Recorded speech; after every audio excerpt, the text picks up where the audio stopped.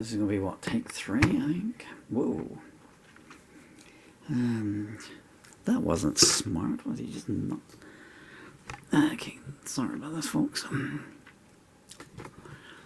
That's how all these videos begin these days, with me walking into the cradle and apologizing. Okay.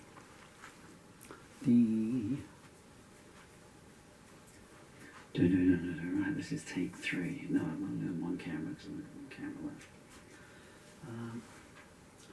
And I've got this is just memos of myself, don't mind me here, folks. But tell me about your day. You having a good one? You're having a good life, that's the main thing. You probably are, because the opposite of life is a lot worse than your worst ever day.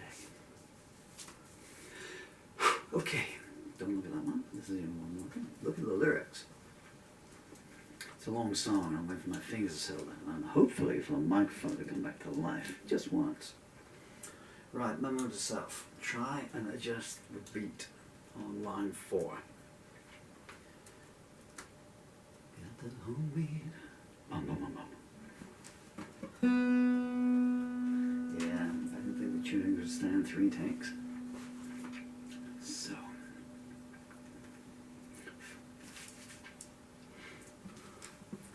And it's in E minor, not A minor. I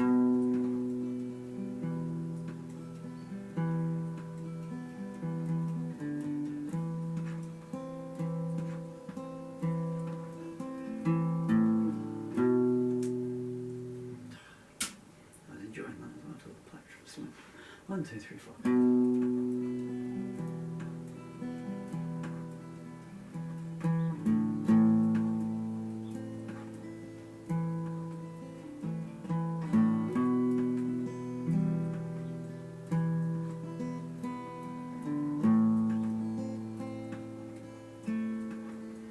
She watches the headlights fly down the highway, getting less and less as the early morning hours start rolling in. It's hard to see through the window with the rain on the outside and layers of grease on the inside, long past beaten thin.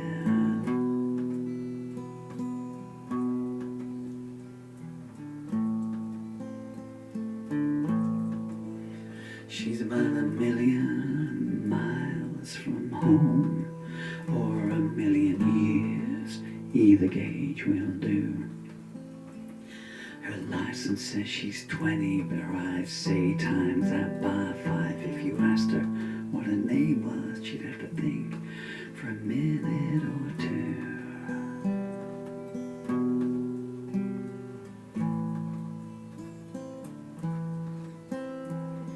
Waitress pauses at the end of a table. Her cup's been empty for 3 hours or more. She slips her a refill while the supervisor's distracted. Out of mercy, out of pity, one don't care, and one ain't sure.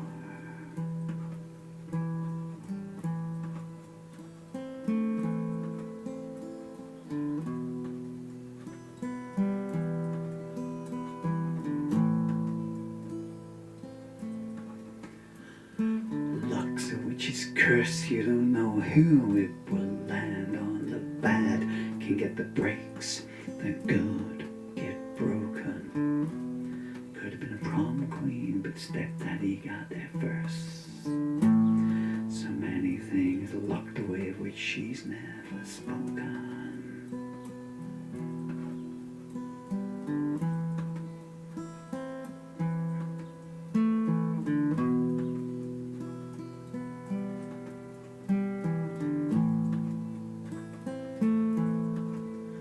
Dealing doctor in the next town took the shame away, as the license on his wall laughs statistically.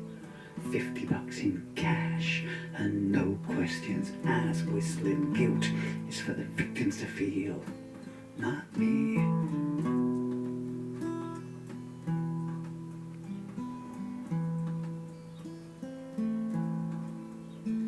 Her studies tailed off after the bleak evening. Teacher, if he even notices, he didn't give a damn. He saw that she was low, low and best of all vulnerable. He kept her after class and said, if you want to pass, here I am.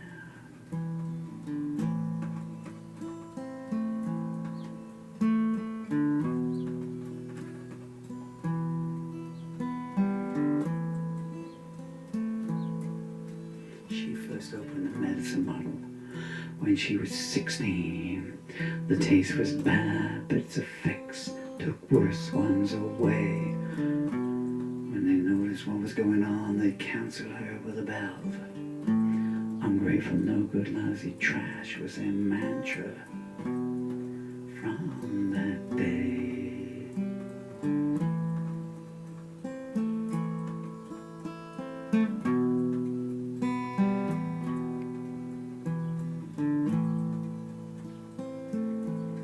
She started hanging around the old night store.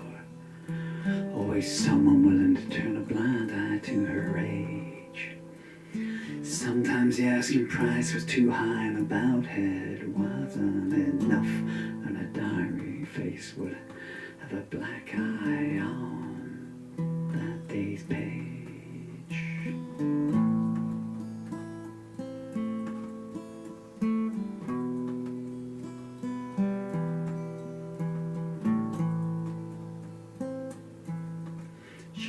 Up some weekend shifts of the gas station, and Jimmy always seemed to come in when she was working. Star high school quarterback until an injury took his knee out. He'd stand there at the counter, big hair, big smile, flirting.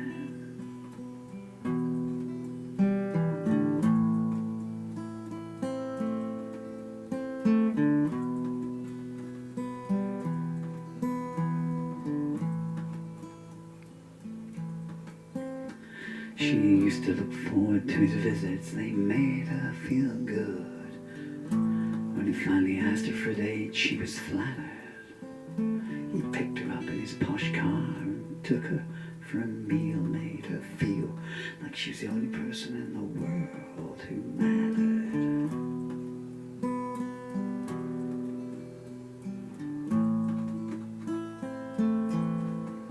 6 weeks in, she's begun to believe in herself again. There's a spring in her step and summer in her heart. Jimmy could be a little rough with her intimacy. She put it down to eagerness of passion at the start.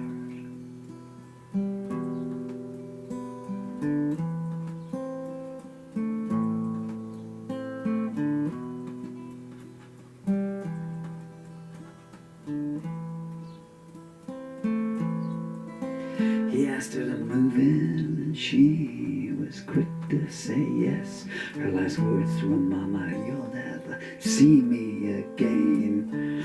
3 months later, the frying pans become the fire. To some men, love is an aphrodisiac. To some, it's the cries of pain.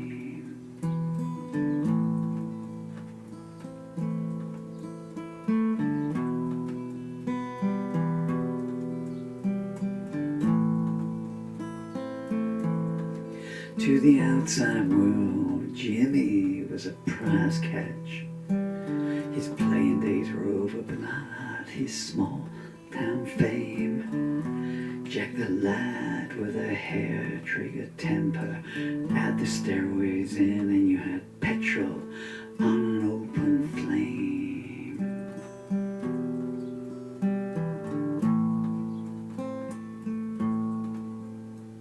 She waited until she was sure before she told him, with the baby coming, for sure change would too. You went and did this without asking me first, you two-bit whore. I'm not being tied down to no bad tunnel brat by you.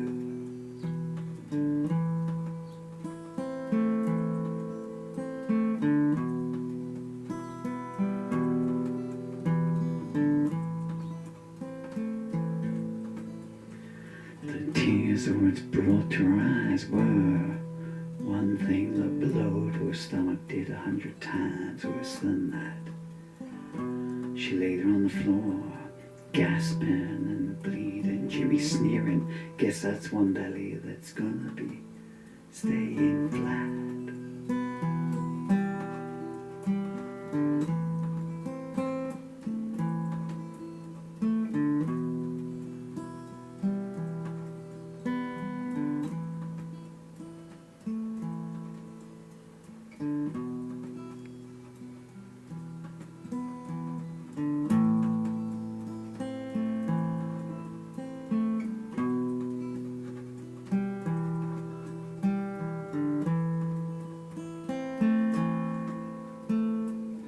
Driver's been watching her from 2 tables away. Pays his tab and says, "Hey honey, you looking for a lift?" She nods and says, "Thing is, I got no money." He laughs, "That's okay. Instead, you can give me a gift."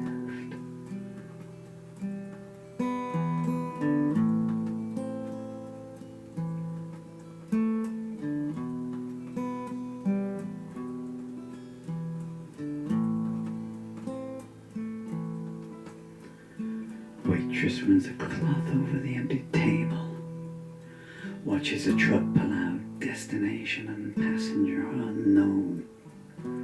She sighs a free ride that a girl like her can pay for, and she vows that her children extra tight when she gets home.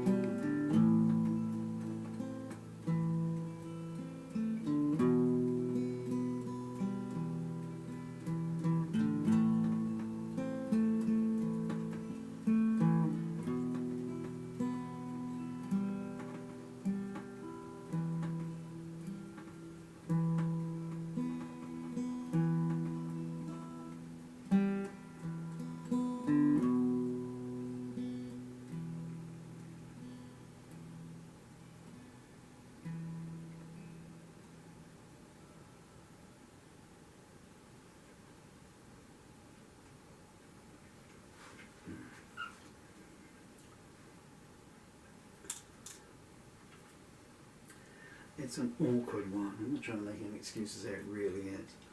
Any drummers out there will have been going, what? But a ballad like that, if only the microphone had been working, huh?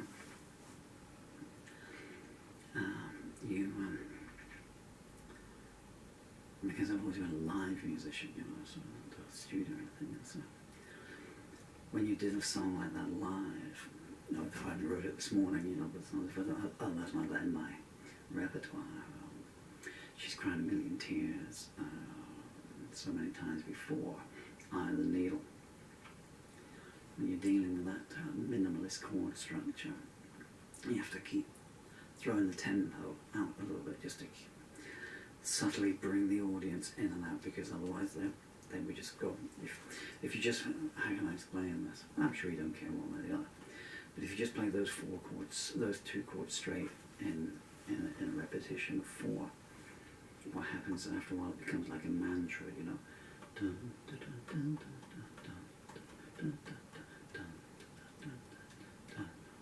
Over and over, it becomes like a mantra. So you have to. It's annoying. So you have to kind of alter that around a bit to take it out of there, because you want people to follow the narrative and everything. So I just wish that I'd not stumbled over the lyrics in a couple of places. Only a couple. And I think the ones I was able to swiftly substitute in weren't too bad. But there's an OCD part of me that when I write a song, I just want one that is exactly how the words came to me, you know, and then I'll vary it, you know, as I take them out. Anyway, that's called No Free Rides, and it came to me this morning. I had the idea, so I was in bed and I just had the idea. I had this line come to me, and it was going to end on a different line, which would kind of been the end of the line, the denouement. And I sat down. When you write a song like that, you turn off, there's no more music. If you don't want to hear this, I don't blame you. Oh, I apologise for the defensive body language. My arms are aching like there's no more.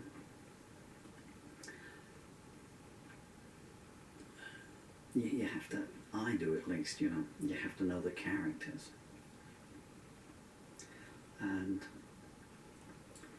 sometimes whoever it may be, someone you know, someone you knew, someone you wish you knew, yourself, the self that you wish you were, the self that you might have used to be, someone you have to become invested in, or I do in any case, So I wrote that thinking about this absolutely stunning, stunningly beautiful lady. There's no relation at all to the song, for one thing, because the lady I was thinking of is German, and this takes place in, somewhere in small town America. And so when I was writing that, you kind of get a bit upset, and it comes down through. And by the time that, because I have little control of what's coming out, it just came out all in one go, 6 pages of it. And when it would have been about her losing a baby, I was picturing this absolutely stunning, beautiful creature, this lady, who I've never met, I must just say, but it's like Gene Tierney. I've written a couple of songs about Gene Tierney and everything. And I've never met Gene Tierney and everything, but the story of her life and everything. So the 2 songs that I've written about Gene Tierney, or Gail Russell, another actress, very, very, very beautiful lady. Look up Gail Russell on the internet. It's an absolute tragedy, that heartbreakingly beautiful, and her demise, maybe her whole life, her parents, just leeches, being leeched off by her parents up to a certain point, and then by men from there down, and then society in general. So I wrote, the first song I wrote for her was The Night Has a Million Lies, which I never play because I just kind of get too upset, because I'll be singing it, or thinking about it now, and I'm envisaging Gail Russell, and this poor frail Irish heart just truly snap. It's a bad world, Anyway, I've gone on way a bit too long there. I might try a finger-picked version just to make life even more difficult for myself, huh? Okay.